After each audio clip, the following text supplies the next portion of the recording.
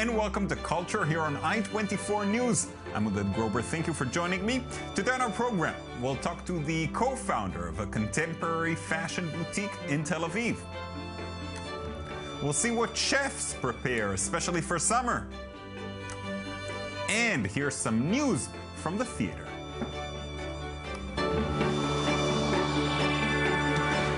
Katz is the co-owner of Werner, a fashion boutique in Tel Aviv, carrying top contemporary designers and brands. It's also the only shop in Israel carrying the popular Mansour Gavriel bags. I'm very happy to have Anat here in the studio. Thanks for coming in, Anat. Thanks for having me.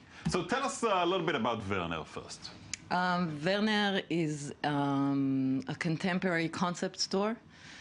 We carry brands like Acne Studios. We are the only ones carrying them, by the way, as well as, of course, Mansour Gavriel that you mentioned.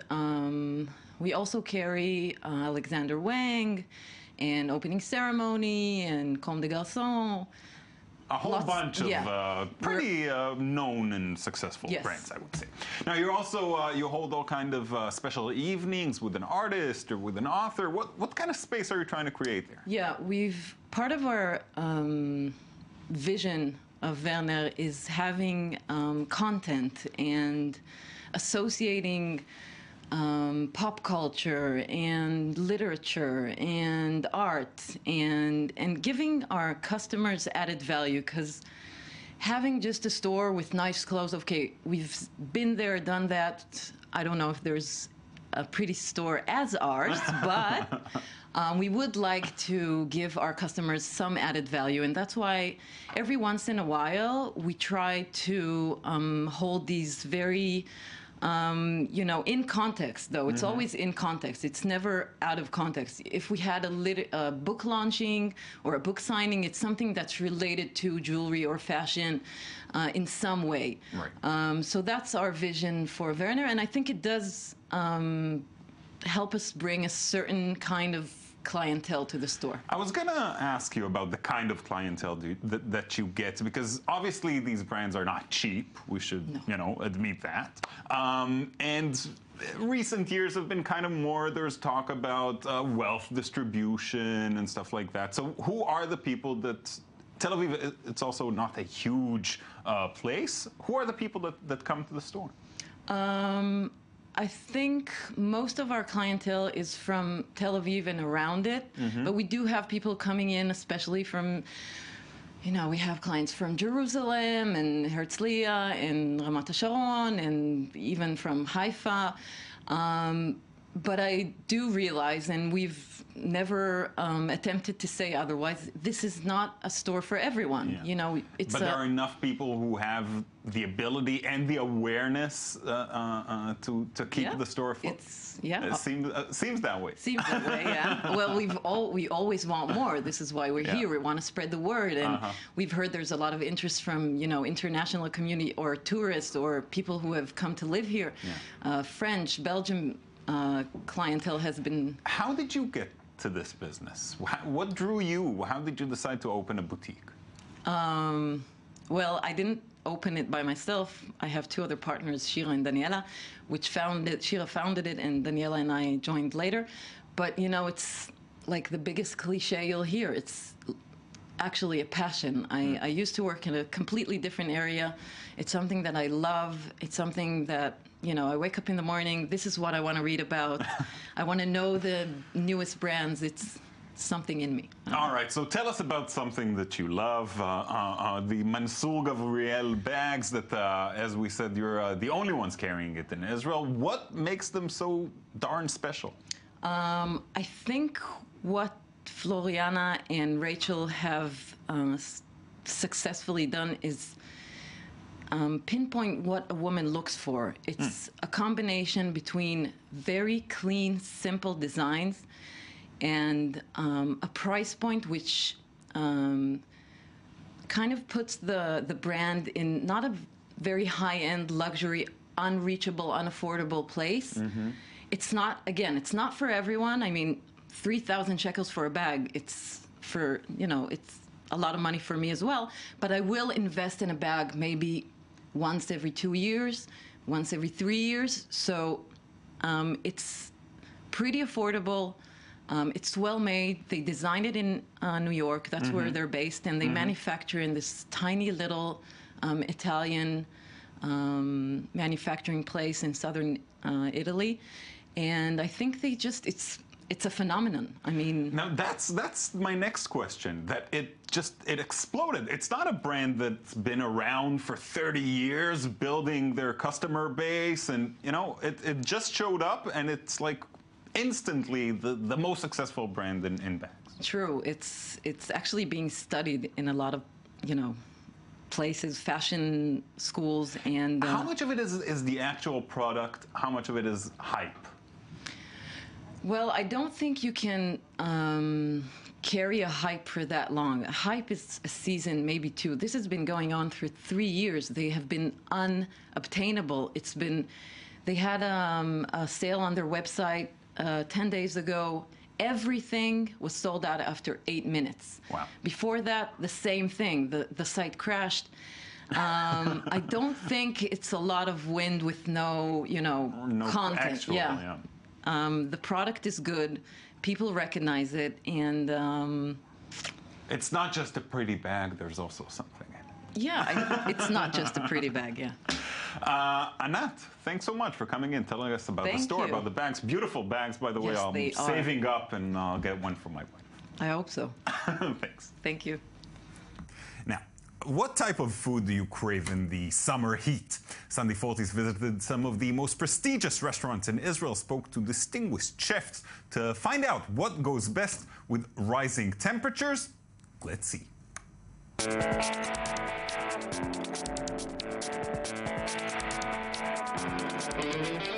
Summertime, palm trees, beaches, sand.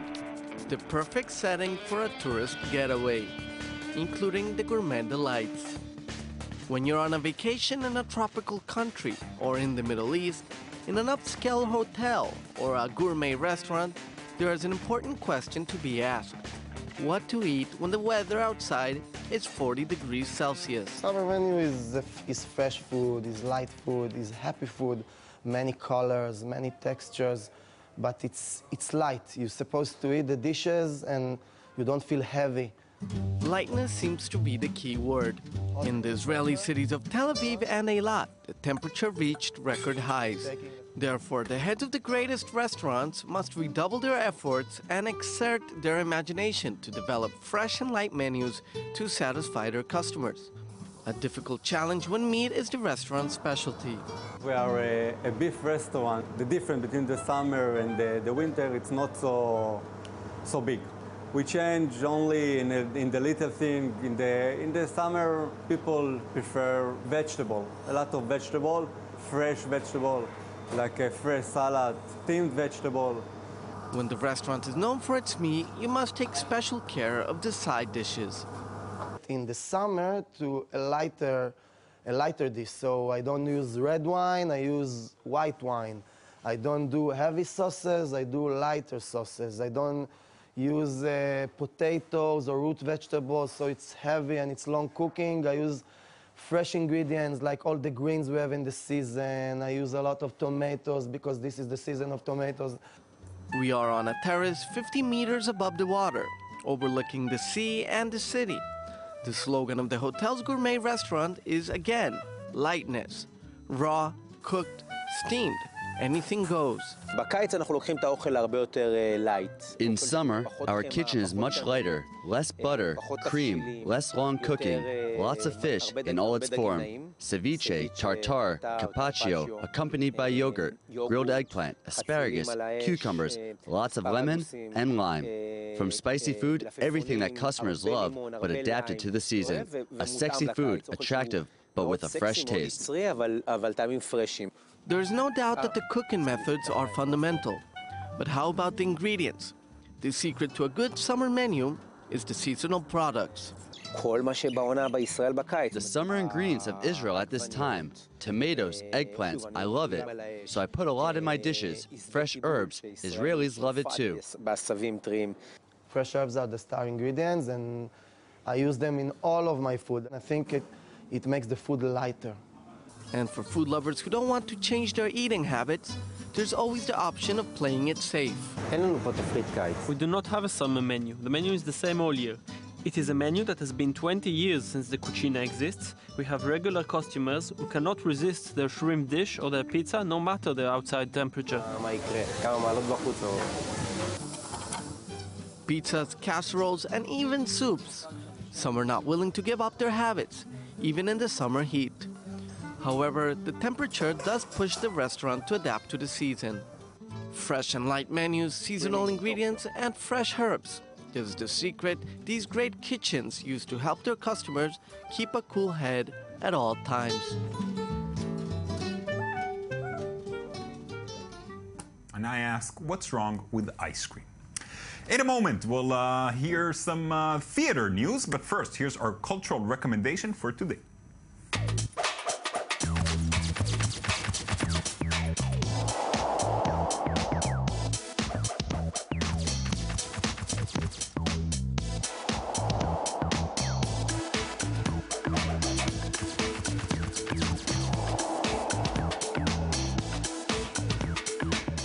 The first major exhibition of Brooklyn-born artist Jean-Michel Basquiat's notebooks takes place at the Brooklyn Museum of Art.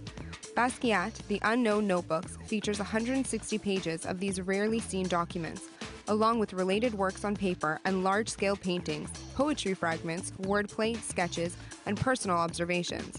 A self-taught artist with encyclopedic and cross-cultural interests, Basquiat was influenced by comics, advertising, children's sketches, pop art, hip-hop, politics, and everyday life.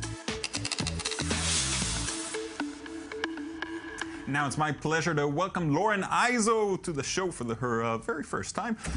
Good to have you on the show, Lauren. Thank you. It's great to be here. And we're going to talk about some theater. Yes, we are. We're gonna get a little more cultured on the Culture Show. We definitely need it. So, where is better to start a discussion about theater than with arguably one of the greatest playwrights of all time, Mr. William Shakespeare? I heard of him. Have you? See, I'm not that. I don't need so much improvement. This show has helped you a little bit. So one thing that's different nowadays in theater than in Elizabethan times is there are way more disturbances when it comes to live theater. Obviously, because there's a lot more technology and people are able to have their cell phones in the audience. That does happen a lot. So one of the biggest names in Hollywood and now in theater, Benedict Cumberbatch, who is very well-known, Academy Award nominated. Yeah. He is now starring in Hamlet on the West End. It's good for him. I'm sure it does wonders to his reputation. Yeah, definitely. Not that it wasn't great already. Yeah. It's actually the fastest-selling show ever in London on the West End. So he's gotten a little upset about audience members having their cell phones in the audience, and he actually decided to go out to the audience outside of the theater before the show and give a small speech to the audience members just about, you know, how disturbing it is to have your cell phone and how mortifying it is. And so let's take a look at a little clip from his speech. Let's see.